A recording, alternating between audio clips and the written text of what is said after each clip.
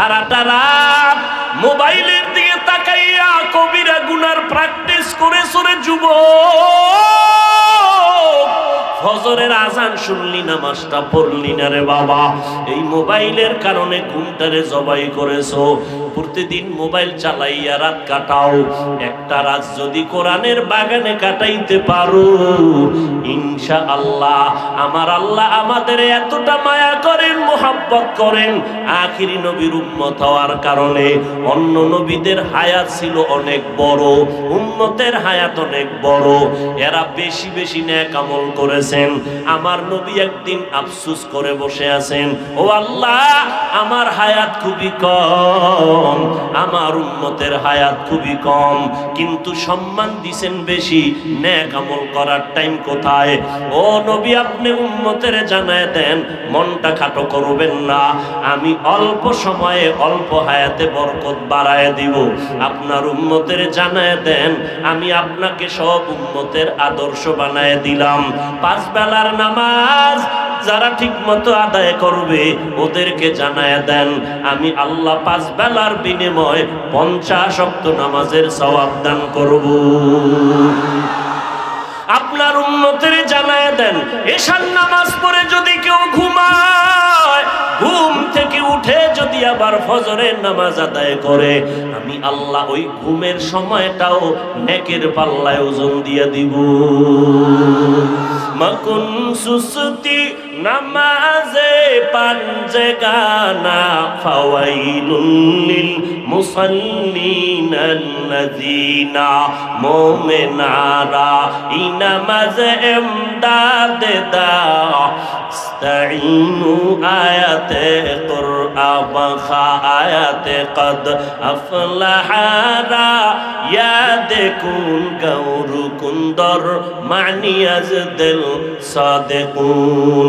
এই ময়দানের দাম কত? আমার নবীর জন্য গোটা জমিন আল্লাহ পাক দস্তরখান বানায় দিলেন, মসজিদ বানায় দিলেন। যারা এই ময়দানে বসছেন, আল্লাহর নবীর ঘোষণা, বসার সাথে সাথে জীবনের সব গুনাহ মাফ। ওগো নবীর উম্মতেরা,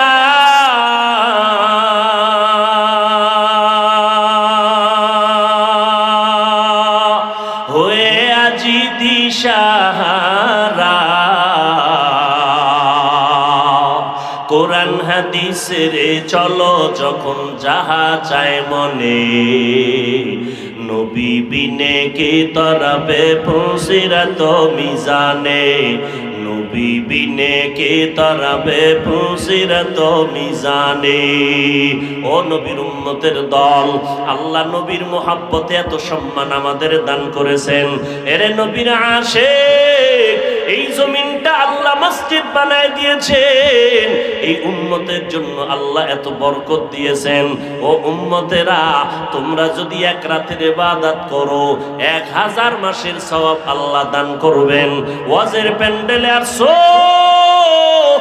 এতগুলো মানুষ যদি কোনো কোটিপতি বসাইয়া রাখতে চাইতেন, 500 করে টাকা দিব বলিয়া এই মানুষগুলো এখানে আনার জন্য তার 1 নাম্বার কাজ হতো ফ্রি গাড়ি দেওয়া, ভাড়া দেওয়া, না হয় একজন আল্লাহর বান্দা এখানে হাজির হতো না। দুনিয়ার কোটিপতি যদি চাইতেন এখানে এতগুলো মানুষ আমি জমা করব, নাস্তার জন্য কত গরু না জবাই করা লাগতো, কত খাসি না জবাই করা লাগতো, ফাঁকে ফাঁকে নাস্তা দেওয়া লাগতো, বসার জন্য ভিআইপি বিছানা দেওয়া লাগতো নি? এতগুলো মানুষ নিয়ন্ত্রণের জন্য কত প্রশাসন, কত পুলিশ লাগতো। কিন্তু বান্দা আকল দিয়ে একটু চিন্তা করে তাকাও, এতগুলো মানুষ এখানে আসছেন, কাউকে জোর করে আনা হয় নাই, ভাড়াও দেওয়া হয় নাই, বরং অনেকের থেকে টাকা কোরআনের খেদমতের জন্য রেখে দেওয়া হয়েছে, ঠিক নি? কাউকে টাকা দেওয়া হয় নাই, নাস্তার তো খবরই নাই। ও আল্লাহর বান্দা, এখানে আসার জন্য সবাই আসছেন নিজের ইচ্ছায়, কেউ টাকা খরচ করে, কেউ পায়ে হেঁটে।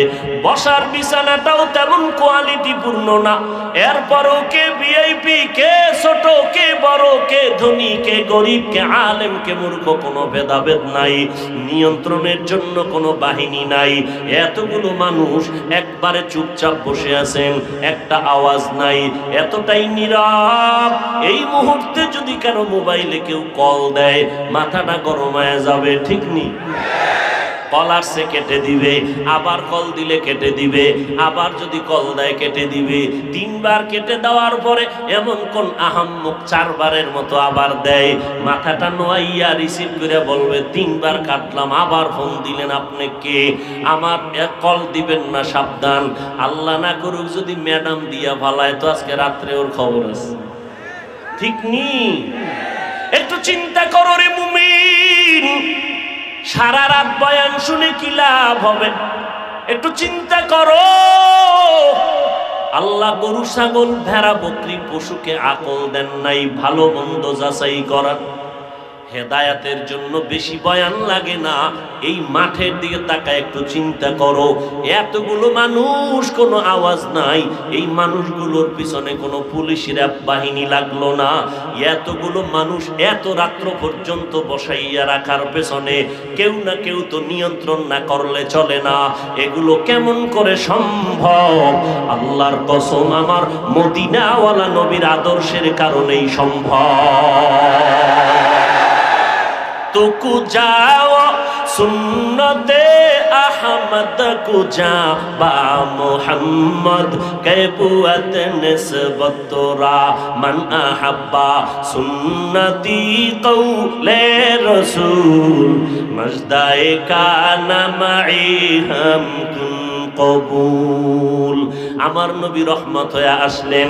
কেমন রহমত? আমার নবী নারীদের জন্য রহমত, আমার নবী পুরুষের জন্য আলাদা করে রহমত, আমার নবী মানুষের জন্য যেমন রহমত, আমার নবী জিনদের জন্য তেমন রহমত, আমার নবী ফেরেশতাদের জন্য আলাদা করে রহমত, আমার নবী রুহের জগতের জন্য রহমত, আমার নবী কবর জগতের জন্য রহমত, আমার নবী হাসরের ময়দানের জন্য রহমত, আমার নবী জান্নাতের বাগানের জন্য বড় রহমত। আমার নবী শুধু মানব জাতির জন্য না, ফেরেশতা জিনের জন্যই না, আমার নবী জঙ্গলের পশুদের জন্য রহমত। আমার নবী নদীর মধ্যে যত প্রাণী আছে পানির মধ্যে, তার জন্য নবী আমার রহমত। আমার নবী যত গাছপালা তরুলতা আছে এগুলোর জন্য রহমত। এগুলো একটা একটা করে সারা রাত বয়ান করলে শেষ করা যাবে না। আমার নবী একটা মরা খেজুর গাছের সাথে পিঠ লাগাইয়া খুতবা পড়েন। কিছুদিন পরে এই মিম্বরটা বাদ দিয়া নতুন একটা খুতবা পড়ার মিম্বর তৈরি করলেন।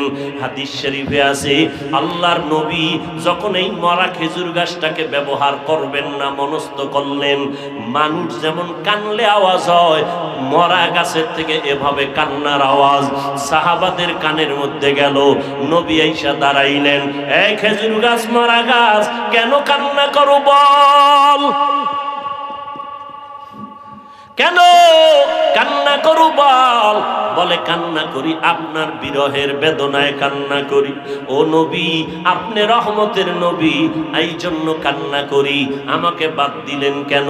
নবী কয়, তুমি কি চাও আমি তোমারে আবার নতুন করে দোয়া কইরা তাজা বানায় দেই? নিজেও টুপি পরে না, অন্য টুপি পরে তাও পছন্দ করে না। এরা শুধু কপাল পোড়া না, ডবল কপাল পোড়া। নিজেও জিকিরি করে না, অন্য জিকিরি করে পছন্দ করে না। নিজেও পাগড়ি পরে না, অন্য পাগড়ি পরে পছন্দ করে না। নিজেও হালাল খায় না, অন্য হালাল খাবে তাও পছন্দ করে না। এরা শুধু কপাল পোড়া না, ডবল কপাল পোড়া। নিজেও আরসালনাকা ইল্লা রাহমাতাল লিল আলামিন।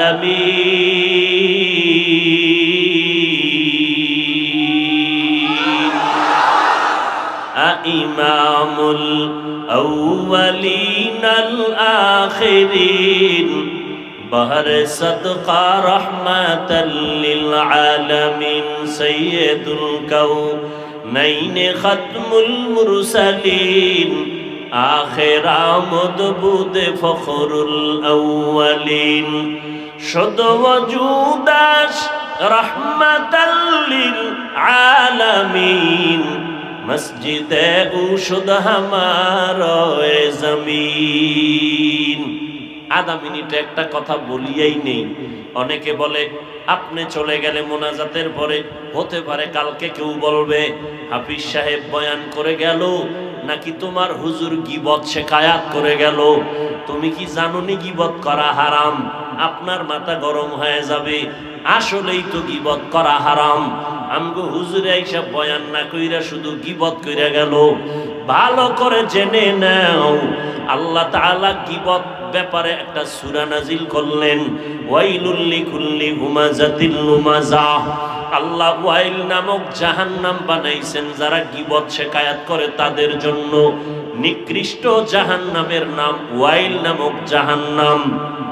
এই সূরার ব্যাখ্যা যদি পড়েন, সেই ব্যাখ্যায় গিয়া পাবেন 4 কারণে গীবত করা ওয়াজিব, না করলে গুনাহ হবে।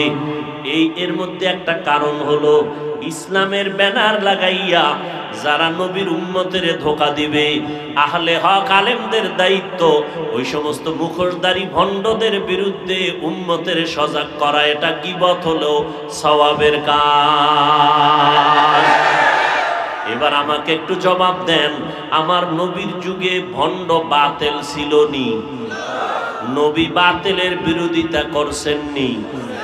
এরে নবীর উম্মতের দল, বাতিলের বিরুদ্ধে কথা বলা এটা বিরোধিতা করা নবীর সুন্নত, কোরআনের আইনে ফরজ। কোরআনের আইনে কি? আমগো আর নবী আসবেন না। আল্লাহ আমাদেরকে নবীদের দায়িত্ব দিয়া আল্লাহর নবী বলেন ঈসা নবী আর জমিনে আসবেন না, নতুন ভাবে নবুয়ত নিয়া হ্যাঁ আসবেন, তার মরণের কাজটা বাকি আছে কমপ্লিটের জন্য।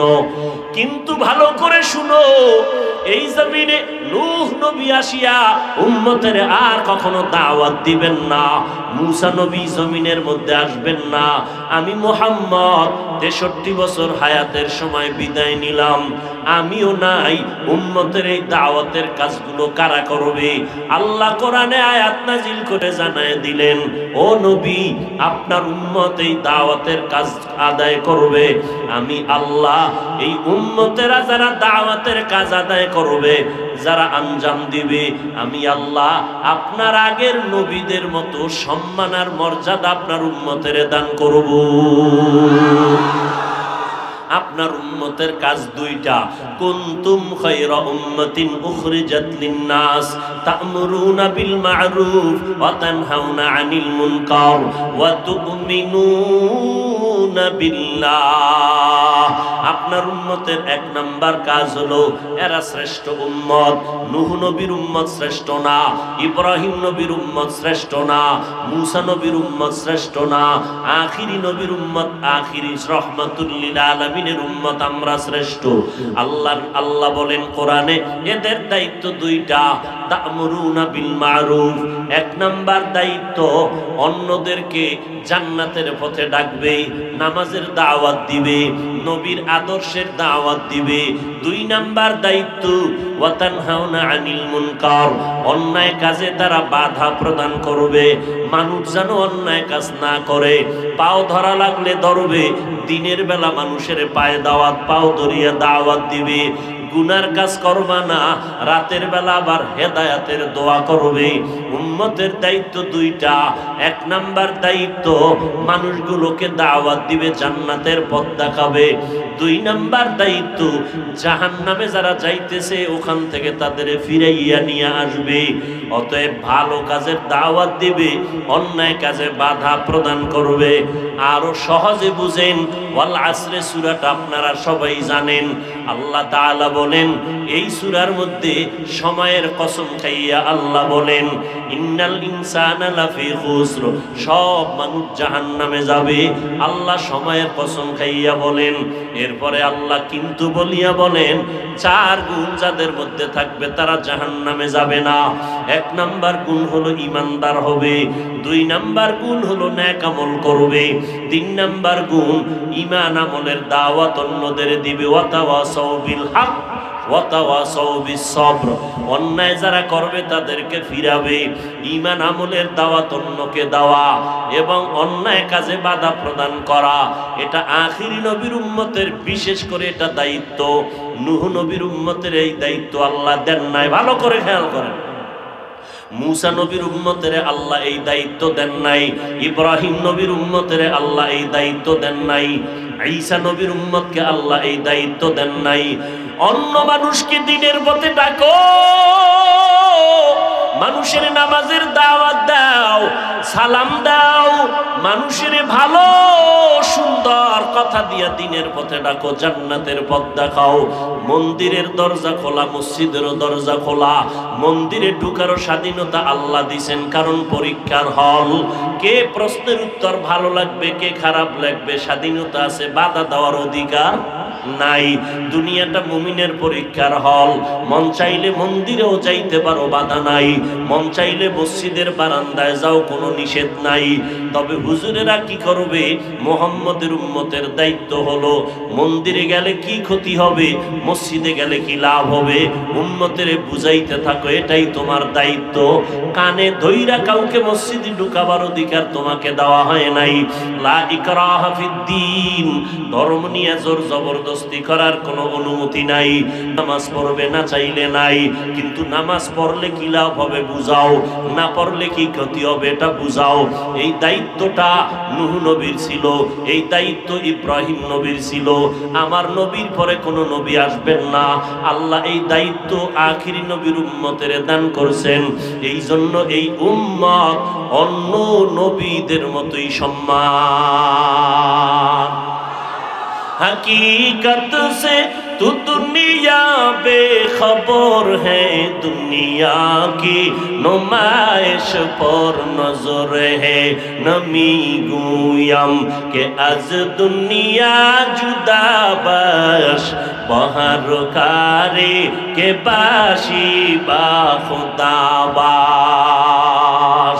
এবার বলেন, ও মুসলমান নবীর আশেক, যারা নবীর বিরোধিতা করবে তারা বাতিল, যারা পর্দার বিরোধিতা করে তারা হক না বাতিল? জোরে কোন? যারা মাদ্রাসার বিরোধিতা করবে তারা হক না বাতিল? যারা ওলিয়া উলিয়ার বিরোধিতা করবে তারা হক না বাতিল? আল্লাহর কসম, একবার না দুইবার না তিনবার আমি কসম করে বলে গেলাম, ও দুনিয়ার মানুষ ভালো করে রেকর্ড করো, লিখে রাখো। আল্লাহর কসম একবার, আল্লাহর কসম দুইবার, আল্লাহর কসম তিনবার। ওয়াল্লাহি বিল্লাহি তাল্লাহি, এই জমিনের মধ্যে যারা বলে আমরা ওলি মানি না, আউলিয়া মানি না, আল্লাহর কসম করে বলে গেলাম এরা কোরআন মানে না, বুখারী শরীফও মানে না। इल्मे राए जाज़ु करदन बेहिसाब, खल्क़े रादादन जवाबे बासवाब। हक ना दारत दुस्ते खल्क़ा ज़ारे राह, निस्ते ई खसलत एके दीनदारे राह। যারা মাদ্রাসার বিরোধিতা করে, ওলিয়া উলিয়ার বিরোধিতা করে, এবার বলেন তারা হক না বাতিল? সবাই একমত? যারা বলে ওলি মানি না তারা বুখারী শরীফ মানে না, যারা বলে আমরা আউলিয়া মানি না তারা কোরআন শরীফ মানে না, যারা কোরআন বুখারী মানে না তারা হক না বাতিল?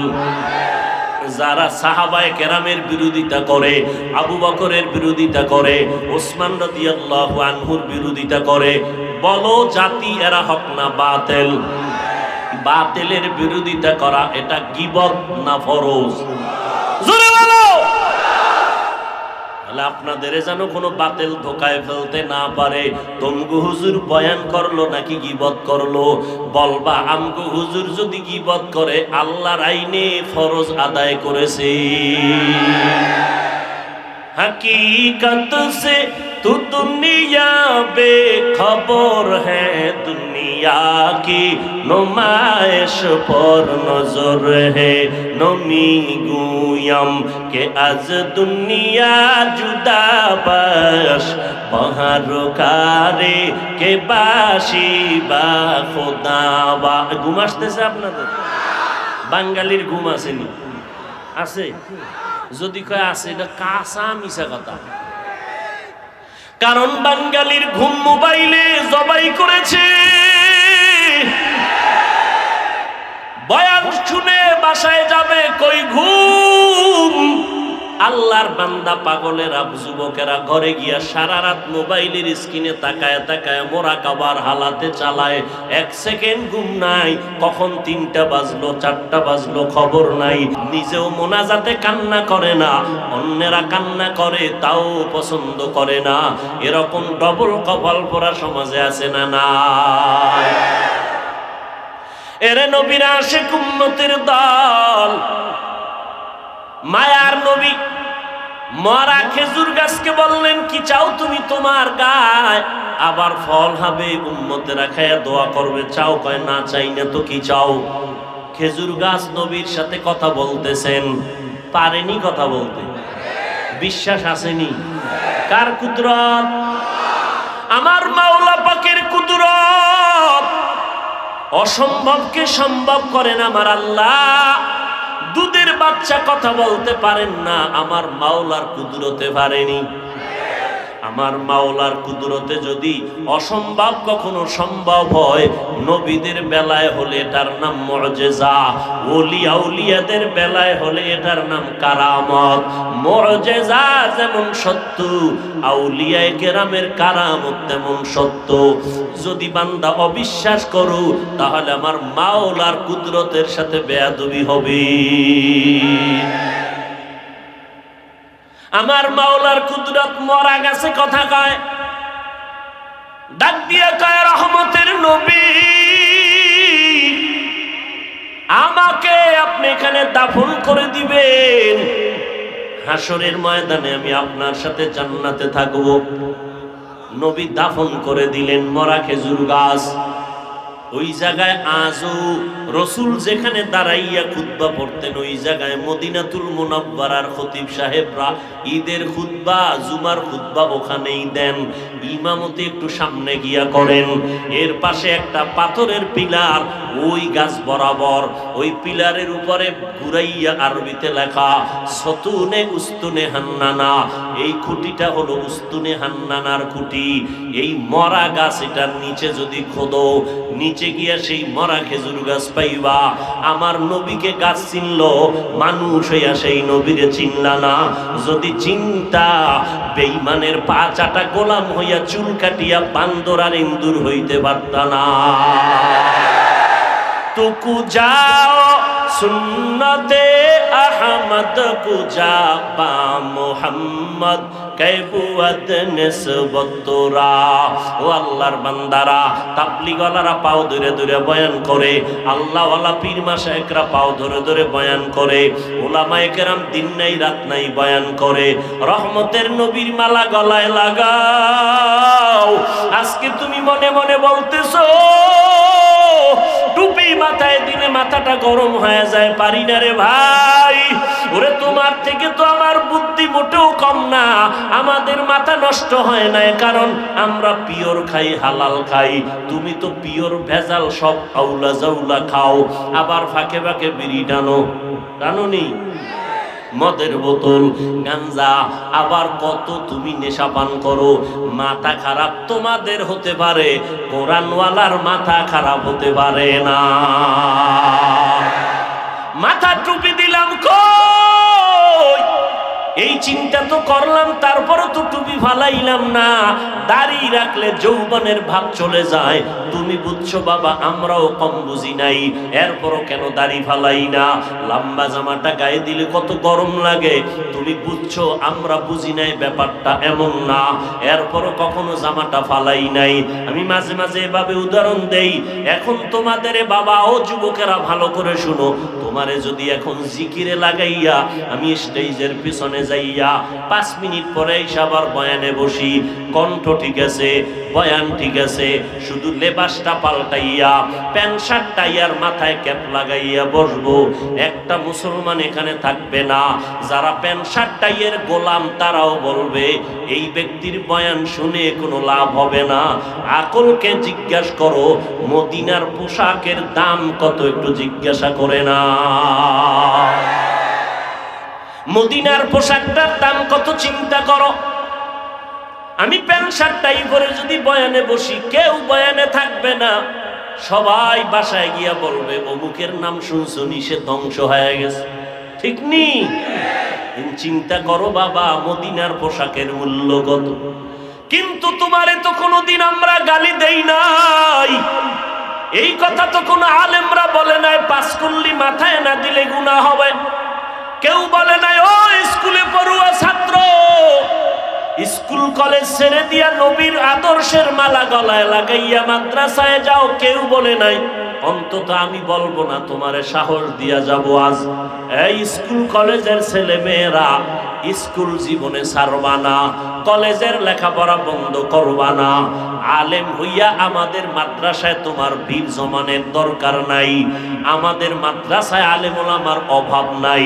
আমার সোনার বাংলাদেশে এখন বেশি বেশি অভাব হলো আদর্শ ডাক্তার নাই, আদর্শ ইঞ্জিনিয়ারের অভাব, আদর্শ সাংবাদিকের অভাব, আদর্শ বান্দা বড় দরকার। তুমি স্কুল কলেজে পড়িয়া শুধু ডাক্তার হইও না, আদর্শ ডাক্তার হইও। তোমার ব্যবহারে যেন রোগীটা অর্ধেক সুস্থ হয়ে যায়, এমন ব্যবহার করবা না যে রোগী সুস্থ রোগীও যেন জায়গায় হাত ফেল করে ফেলে, এমন ব্যবহার দিও না রে বাবা। আদর্শ ডাক্তার দরকার, আদর্শ ইঞ্জিনিয়ার দরকার। ও আল্লাহর বান্দারা, ওখানে থাইকেই তুমি নবীর তরিকা মতো চলো। মনে মনে প্রশ্ন করবা, হাফিজ ভাই এটা কেমন করে সম্ভব? ডানে বামে একটু চোখটা ঘুরাইয়া খেয়াল করো, তোমার মতো যুবক স্কুল কলেজে লেখাপড়া করিয়াও 5 বেলার নামাজ ঠিক মতো পড়ে, তুমি জবাব দাও আছে না নাই? বিবেকটাকে জিজ্ঞাসা করো, তুমি কেন পারবা না? তোমার মতো যুবক র্যাব আর্মি পুলিশ বিডিআরের চাকরি করে 5 ওয়াক্ত নামাজির অভাব নাই, তুমি কেন পারো না রে বাবা? তোমার পায়ে হাত রেখে জিজ্ঞাসা করি, একটু চিন্তা করে জবাব দাও। তোমার মতো বান্দা রাস্তায় গাড়ি চালায় 5 বেলার নামাজ পড়ে, তুমি কেন পারো না? তোমার মতো বান্দা জীবনে মাদ্রাসায় পড়ে নাই, জেনারেল লাইনে পড়ুয়া, তাকায় দেখো চাকরি করে ব্যবসা করে হালাল খায়, নামাজ ছাড়ে না, তুমি কেন পারো না? তোমার মতো বান্দা নদীর মধ্যে মাছ ধরিয়া নৌকায় নামাজ পড়ে, নামাজ ছাড়ে না, তুমি কেন পারবা না রে বাবা? মনে মনে কি ভাবছো হুজুরদের কথা মিথ্যা? মনে মনে কি ভাবছো কোরআন মিথ্যা, হাদিস মিথ্যা? শুরুতেই বলেছি একটা ভুল পারলে বের করে দাও, এখন দাড়ি কেটে ফেলবো, এখন জামা ফালাইয়া প্যান্ট শার্ট টাই লাগায় নাচ গান করবো। তুমি কেন? 1500 বছর পর্যন্ত কেউ পারে নাই, কিয়ামত পর্যন্ত কেউ পারবে না। কোরআন হেফাজতের জিম্মা নিয়েছেন আমার আল্লাহ। এরে নবীর উম্মত, কোরআন এমন সত্য, যার কাছে আল্লাহ কোরআন দিলেন সে আমার মায়ার নবী। কেমন নবী জানো না? যেই নবীর 63 বছর হায়াতে একটা মিথ্যা কথা বলেন নাই, কাউকে গালি দেন নাই, চোখ গরম করে তাকান নাই। একজন নেতার নাম বলো যে মিথ্যা বলে না, বলো আছে? দুনিয়া খুঁজো, একজন মনীষীর নাম বলো যে মিথ্যা বলে না। একমাত্র